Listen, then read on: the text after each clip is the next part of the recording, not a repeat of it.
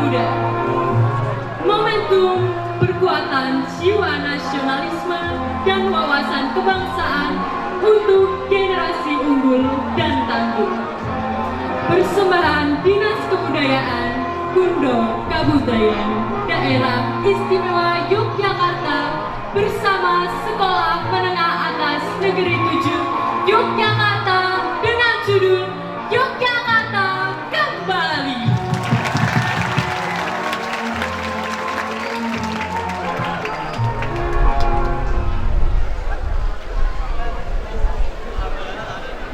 Sebagai mimpi di siang bolong, tentara kerajaan Belanda tak mampu menahan serangan serentak dan menyeluruh di ibu kota Yogyakarta.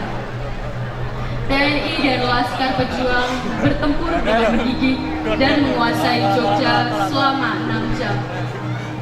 Berita kesuksesan serangan umum tersiar melalui radio PC2 Auri di Pelayan dan disebarluaskan ke dunia internasional melalui Bukit Tinggi, India, Rangon, dan New York, membuktikan pemerintahan dan militer Republik Indonesia masih ada. Runtuhlah propaganda kebohongan Belanda.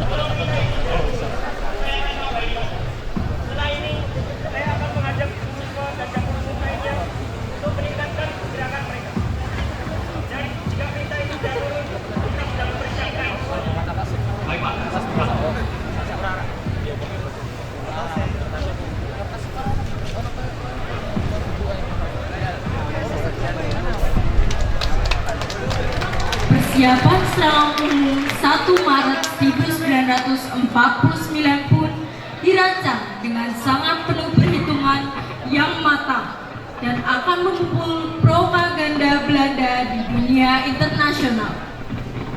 Agusti Soeharto kemudian bersama-sama VJ Samuel bersama-sama perwira dari Divisi 3 di Ponorogo di Samigaluh merancang serangan umum di berbagai daerah penyangga Yogyakarta untuk suksesi rencana tersebut. Kota Yogyakarta sendiri dilakukan persiapan-persiapan mengenai masuknya ribuan tentara nasional di dalam kota. Para sipon-sipon atau agenda berumum beraksi di pasar-pasar untuk memenuhi kebutuhan logistik dapur umum.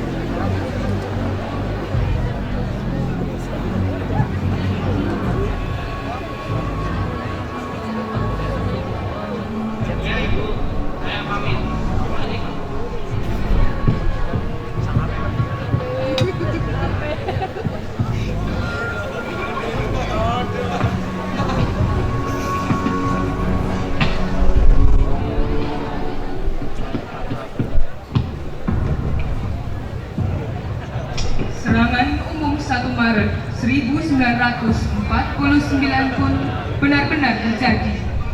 Posisi pasukan Belanda di pusat kota Yogyakarta terkepung dari berbagai sisi. Dari sisi barat, SWK 103 dan SWK 103A menuju Patkut dan Malioboro. Dari arah selatan bergerak SWK 102 Pojok Benteng, Redeberg, dan Malioboro.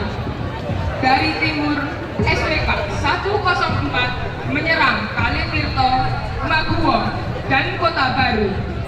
Dari arah Piungan bergerak SWK 105, sedangkan SWK 106 Kulon Progo mengunci kedudukan Belanda di Jembatan Bantar. Serangan umum dan menyeluruh ini mengejutkan Belanda dan Yogyakarta. Berhasil dikuasai selama 6 jam. Dengan sandi janur kuning, pasukan Republik sangat bergelora dan penuh semangat. Mengingat tujuan serangan ini adalah mematahkan propaganda Belanda di dunia internasional, mengembalikan kepercayaan rakyat kepada tentara nasional, dan sebagai senjata diplomasi bahwa pemerintahan dan militer Indonesia masih ada.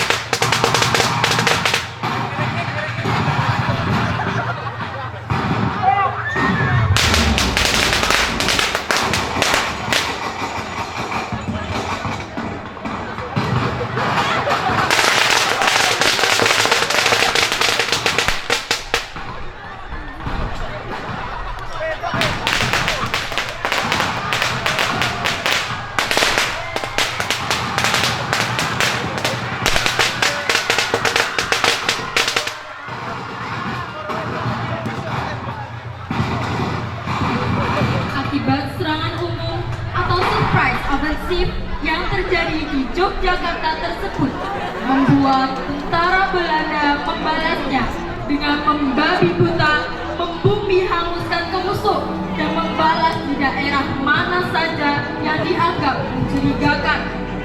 Dan yang terbesar adalah penerjunan kembali pasukan lintas udaranya di lapangan udara Gading di Playang, Gunung Kidul pada 10 Maret 1949 yang Belanda kira sebagai basis perjuangan dan markas radio atau penghubung yang merupakan bentuk perjuangan yang sangat penting bagi membuka informasi dan komunikasi antar daerah maupun dunia internasional.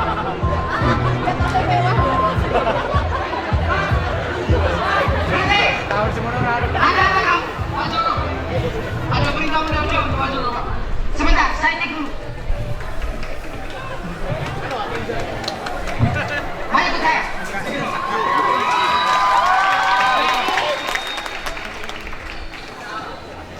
Lapor Pak, ada berita-berita untuk Bapak.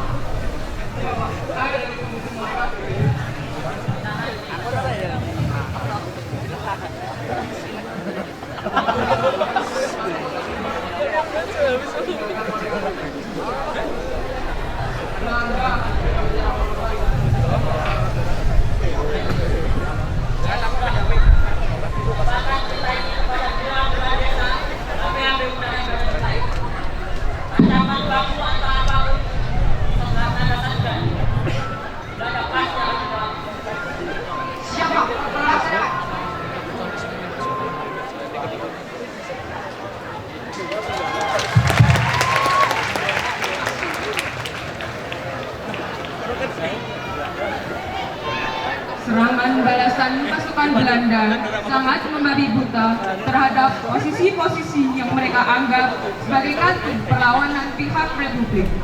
Kembali lagi warga yang tidak bersalah menjadi korbannya. Hal ini memaksa Dewan Keamanan PBB membentuk United Nations of Indonesia atau UNSI yang kemudian memberikan resolusi kepada Belanda dan Indonesia untuk menghentikan tembak-menembak kedua belah pihak dan mempersiapkan konferensi meja bundar di Den Haag. Sebelum KMP Den Haag terjadi, antara bulan April hingga Mei 1949 terjadi kesepakatan antara pihak Belanda yang diwakilkan oleh Herman van Rooyen dan pihak Indonesia diwakilkan oleh Muhammad Roy yang berisikan Angkatan Perang Republik Indonesia atau APRI harus menghentikan aktivitas gerilya. Angkatan Perang Belanda menghentikan semua operasi militer dan membebaskan tahanan perang dan tahanan politik. Pemerintah Indonesia dan pemerintah Belanda mengikuti konferensi meja bundar. Pihak Belanda mengakui Republik Indonesia bagian dari Republik Indonesia Serikat. Indonesia mendirikan persekutuan dengan sukarela dan bersamakan hak dan kedaulatan Republik Indonesia akan dikembalikan secara utuh dan tanpa syarat.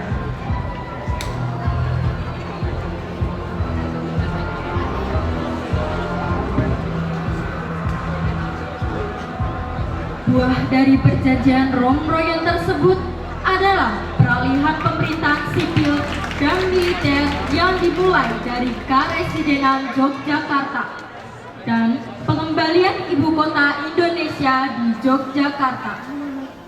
Sri Sultan Hamengkubuwono IX sendiri selaku pimpinan politik yang tersisa mengakomodir dan mengatur peralihan tersebut dengan berbekal mandat penuh dan otoritas politik seizin Presiden Soekarno di pengasingan. Sri Sultan Hamengkubuwono IX melaksanakan dengan sebaik mungkin dan tanpa tembak-menembak di seluruh Karesidenan Yogyakarta.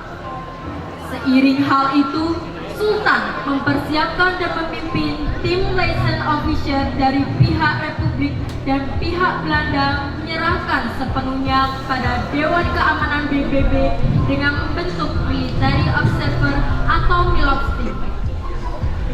Sultan Hamengkubuwono IX selaku Menteri Koordinator Keamanan bertanggung jawab penuh akan pertama penarikan pasukan dan masuknya pasukan Republik ke Yogyakarta.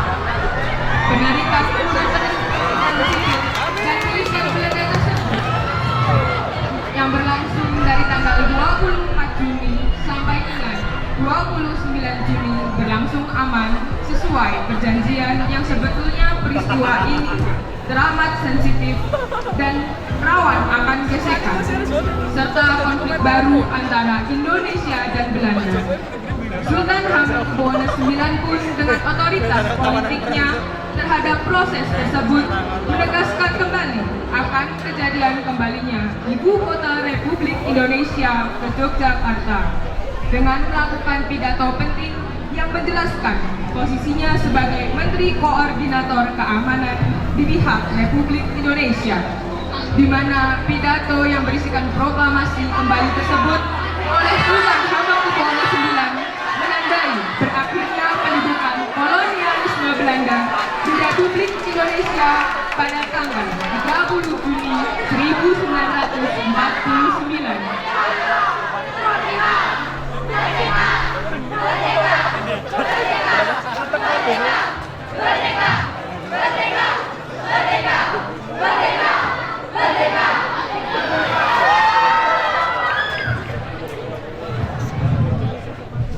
Proklamasi pada hari Kamis tanggal 30 Juni 1949 seluruh daerah istimewa Yogyakarta kembali di tangan pemerintah Republik Indonesia yang berkedudukan lagi di ibu kota Yogyakarta.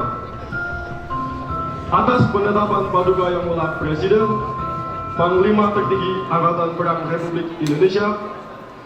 Maka, buat sementara waktu, kekuasaan pemerintah Republik baik sipil maupun militer di daerah istimewa Yogyakarta dipegang dan dijalankan oleh Menteri Negara Koordinator Keamanan dengan dibantu oleh segala badan pemerintah dan alat kekuasaan serta pegawai negeri yang ada dan yang akan datang di daerah Yogyakarta.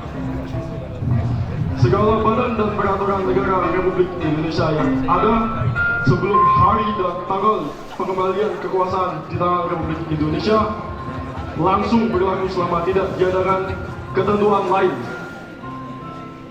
Setelah keadaan mengizinkan, maka Paduka Yang Mulia Presiden, Paduka Yang Mulia Wakil Presiden, serta anggota-anggota pemerintah Republik Indonesia lainnya akan kembali ke Yogyakarta. Yogyakarta 30 Juni 1949 atas nama Presiden Republik Indonesia, Menteri Negara Koordinator Keamanan Hamengkubuwono IX.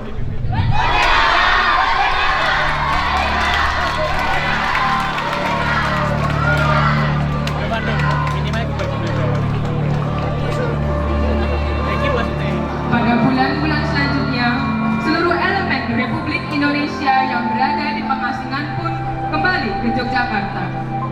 Berikut Presiden Soekarno dan Wakil Presiden Muhammad Hatta beserta beberapa menteri.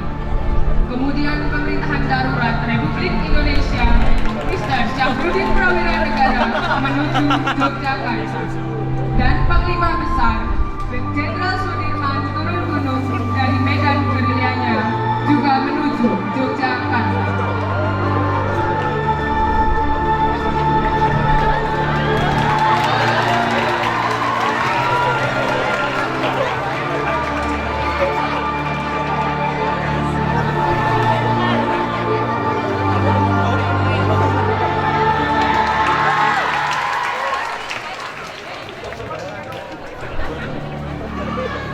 Yogyakarta menjadi termasyhur oleh karena jiwa-jiwa kemerdekaannya. Hidupkan terus jiwa kemerdekaan itu. Jangan sekali-kali melupakan sejarah. Tiada sekarang tanpa dahulu. Sekali merdeka, tetap merdeka. Merdeka untuk selama-lamanya.